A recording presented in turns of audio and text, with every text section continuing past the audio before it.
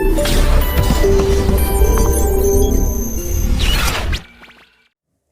students, I am Khyati Jovenputra, biology faculty from motion Muzaffarpur centre. जैसा कि हम series में चल रहे थे एरोबिक रेस्पिरेशन के और हमने लिंक रिएक्शन के बारे में पढ़ लिया था।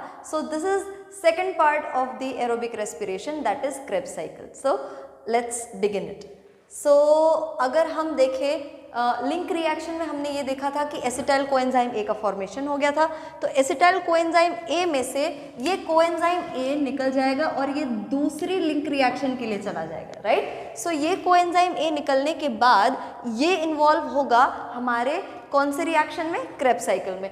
क्रेब्स साइकिल में के माइटोकॉन्ड्रियल मैट्रिक्स में पहले से ये ऑक्जेलोएसिटिक एसिड प्रेजेंट रहता है। ऑक्जेलोएसिटिक के साथ मिलकर, ऑक्जेलोएसिटिक एसिड के साथ मिल करके एसिटाइल ग्रुप जो है वो सिट्रिक एसिड का फॉर्मेशन कर लेता है। सिट्रिक एसिड का फॉर्मेशन करने के बाद ये सिट्रिक एसिड जो है हमारा फर्स्ट क्या है, प्रोडक्ट है, stable product of Krebs cycle. इसीलिए इस साइकिल को, इस क्रेब्स साइकिल को हम TCA साइकिल भी कहते हैं। क्या कहते हैं बेटा? TCA cycle. और ये TCA साइकिल क्या होता है? TCA साइकिल का फुल फॉर्म है ट्राई कार्बोक्सिलिक एसिड साइकिल। तो ये क्यों नाम पड़ा बेटा? इस सिट्रिक एसिड में 3 कार्बोक्सिलिक ग्रुप्स रहते हैं, जिसकी वजह से हम इस साइकिल को ट्राई कार्बोक्सिलिक एसिड साइकिल कहते हैं। और ये समझ लो कि ये सिट्रिक एसिड जो है हमारी जो क्रेब्स साइकिल है उसका फर्स्ट स्टेबल प्रोडक्ट है, राइट, इसका फर्स्ट स्टेबल प्रोडक्ट है। सिट्रिक एसिड के बाद सिट्रिक एसिड से H2O बाहर निकलता है और बनता है सिस एकोनेटिक एसिड। सिस एकोनेटिक एसिड जो है ये एक इंटरमीडिएट प्रोडक्ट है किसके बीच में, सिट्रिक एसिड के बीच में और आइसोसिट्रिक एसिड के बीच में। क्योंकि सिट्रिक एसिड और आइसोसिट्रिक एसिड एक दूसरे के आइसोमर्स है ना। तो आइसोमर्स है, बट अगर आप NCERT पढ़ोगे आपको ये सिस एकोनेटिक एसिड नहीं मिलेगा। बट मैं आपको ये बता दूं कि सिस एकोनेटिक एसिड एक इंटरमीडिएट प्रोडक्ट के फॉर्म में यहाँ पर बनता है, राइट। सिस एकोनेटिक एसिड के बाद जो आइसोसिट्रिक एसिड है हमारा, वो आइसोसिट्रिक एसिड बनने के बाद यहाँ पर होता है ऑक्सीडेशन। क्या होगा बेटा? ऑक्सीडेशन। कैसे ऑक्सीडेशन हो रहा है? यहाँ पर आइसोसिट्रिक एसिड से जो हमारा हाइड्रोजन है वो निकलेगा और NAD+ को मिल जाएगा और NADH2 में कन्वर्ट हो जाएगा NAD+, ठीक है। अब क्या हुआ कि ये आइसोसिट्रिक एसिड अब कन्वर्ट हो चुका है एक ऑक्जेलोसक्सेनिक एसिड प्रोडक्ट में, ठीक है। अब ऑक्जेलोसक्सेनिक एसिड प्रोडक्ट में जैसे वो कन्वर्ट हुआ है, यहाँ पर होता है CO2 का बाहर निकलना, ठीक है। CO2 जैसे ही बाहर निकला, यहाँ पर क्या हुआ है बेटा? डीकार्बोक्सिलेशन। क्या हुआ है? डीकार्बोक्सिलेशन। हमें ये पता है कि डीकार्बोक्सिलेशन हमें करना ही करना है। क्यों करना है बेटा? क्योंकि हमें इस एसिटाइल ग्रुप जिसमें कि 2 कार्बन प्रेजेंट है, इन दोनों कार्बन को हमें निकाल देना है बाहर, है ना। 2 कार्बन निकाल देने हैं, तभी हम कह पाएंगे कि कंप्लीट ऑक्सीडेशन हो चुका है हमारे ग्लूकोज का, राइट। तो यहाँ पर क्या हुआ? डीकार्बोक्सिलेशन हुआ, यानी कि एक CO2 बाहर निकल चुका है, राइट।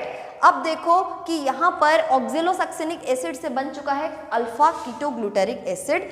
अल्फा कीटोग्लूटारिक एसिड जो है ये 6 कार्बन प्रोडक्ट था और ये क्या है? 5 कार्बन कंपाउंड है, राइट। अब 5 कार्बन कंपाउंड से यहाँ पर होगा एक कंबाइंड रिएक्शन जिसको हम क्या कहते हैं? Oxidative decarboxylation. क्या कहते हैं बेटा? Oxidative decarboxylation. अब ऑक्सीडेटिव डीकार्बोक्सिलेशन का क्या मतलब है? यहाँ पर NAD+ कन्वर्ट हो गया NADH2 में हाइड्रोजन को लेकर के, है ना। तो यहाँ पर हमें पता है कि जब भी किसी कंपाउंड से हाइड्रोजन निकलते हैं तो उसको हम ऑक्सीडेशन कहते हैं। तो यहाँ पर ऑक्सीडेटिव टर्म जो है वो ऑक्सीडेशन की वजह से है और यहाँ पर CO2 बाहर निकल गया और CO2 जब बाहर निकलता है हमें ये पता है हम उस रिएक्शन को क्या कहते हैं? Decarboxylation. Oxidative decarboxylation is for the removal of hydrogen ions from alpha ketoglutaric acid and removal of carbon dioxide from the alpha ketoglutaric acid. So यहाँ पर अब क्या होगा, अल्फा कीटोग्लूटेरिक एसिड जो कि एक 5 कार्बन कंपाउंड था वो कन्वर्ट हो गया है 4 कार्बन कंपाउंड में, और यहाँ पर एडिशन हुआ है कोएंजाइम ए का, राइट। अब कोएंजाइम ए को ऐड करने के बाद ये कन्वर्ट हो चुका है सक्सिनाइल कोएंजाइम ए में, है ना। सक्सिनाइल कोएंजाइम ए में अब क्या होता है कि कोएंजाइम का रिमूवल होता है, और यहाँ पर ये सक्सिनाइल कोएंजाइम एक और सक्सिनिक एसिड के बीच में एक बहुत ही इंपॉर्टेंट रिएक्शन होता है, यानी कि जो जीडीपी है यानी गुआनोसिन डाइफॉस्फेट वो कन्वर्ट हो जाता है जीटीपी में एक फॉस्फेट को लेकर, ठीक है। और किसी वजह से ये जीटीपी जो है ना फिर से टूट करके जीडीपी में कन्वर्ट हो जाता है, और वो फॉस्फेट जो रिमूव हुआ होता है गुआनोसिन ट्राइफॉस्फेट में से, वो फॉस्फेट एडीपी लेकर के एटीपी में कन्वर्ट हो जाता है, राइट। अब यहाँ पर एक एटीपी का फॉर्मेशन हो गया, ठीक है। अब यहाँ पर बन गया है हमारा सक्सिनिक एसिड। अब सक्सिनिक एसिड को जब हमको फ्यूमेरिक एसिड में कन्वर्ट करना है तो यहाँ पर एक एंजाइम आती है, इंपॉर्टेंट एंजाइम है बेटा, सक्सिनिक डिहाइड्रोजिनेज। अब ये बताओ कि सक्सिनिक डिहाइड्रोजिनेज को हमने सेल चैप्टर में पढ़ा था कि ये जो है वो इनर मेम्ब्रेन ऑफ माइटोकॉन्ड्रिया में प्रेजेंट है। ये सब काम हम मैट्रिक्स में कर रहे हैं, और इनर मेम्ब्रेन ऑफ माइटोकॉन्ड्रिया में ये सक्सिनिक डिहाइड्रोजिनेज एंजाइम प्रेजेंट है। यहाँ पर हम हर जगह पर देख रहे हैं कि NAD जो है वो एक कोएंजाइम की तरह काम करता है ना। यहाँ पर FAD एक कोएंजाइम की तरह काम करेगा, और FAD जो है वो FADH2 में कन्वर्ट हो जाएगा, राइट। तो यहाँ पर सक्सिनिक एसिड से फ्यूमेरिक एसिड बनने के प्रक्रिया में यहाँ पर आप क्या देखोगे कि सक्सिनिक डिहाइड्रोजिनेज एंजाइम यूज होगा, और ये FAD को FADH2 में कन्वर्ट करेगा, और जहां पर हाइड्रोजन आयंस निकल रहे हैं तो वो सीधा साधा एक ऑक्सीडेशन रिएक्शन है, ठीक है। तो यहाँ पर ऑक्सीडेशन रिएक्शन हो रहा है, ठीक है। अब देखो ये फ्यूमेरिक एसिड जो है वो किस में कन्वर्ट हो जाएगा, मैलिक एसिड में, और मैलिक एसिड जो है वो वापस से ऑक्जेलोएसिटिक एसिड में कन्वर्ट हो जाएगा।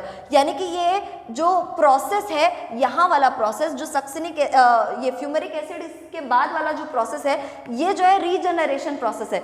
अब ये ऑक्जेलोएसिटिक एसिड वापस से दूसरी साइकिल यानी कि दूसरी क्रेब्स साइकिल में यूज होगा, ठीक है, इसलिए हमने इसको रीजनरेट किया है। और बाकी हम 2 CO2 निकाल चुके हैं, यानी कि 2 कार्बन हमारा रिमूव हो चुका है, और हाइड्रोजन जितने हमको रिमूव करने थे उतने हम रिमूव कर चुके हैं, राइट। और ऑक्सीडेशन अगर आप देखो तो 1, 2 और 3 है ना, 3 जगह पर हमें ऑक्सीडेशन देखने को मिल रहा है।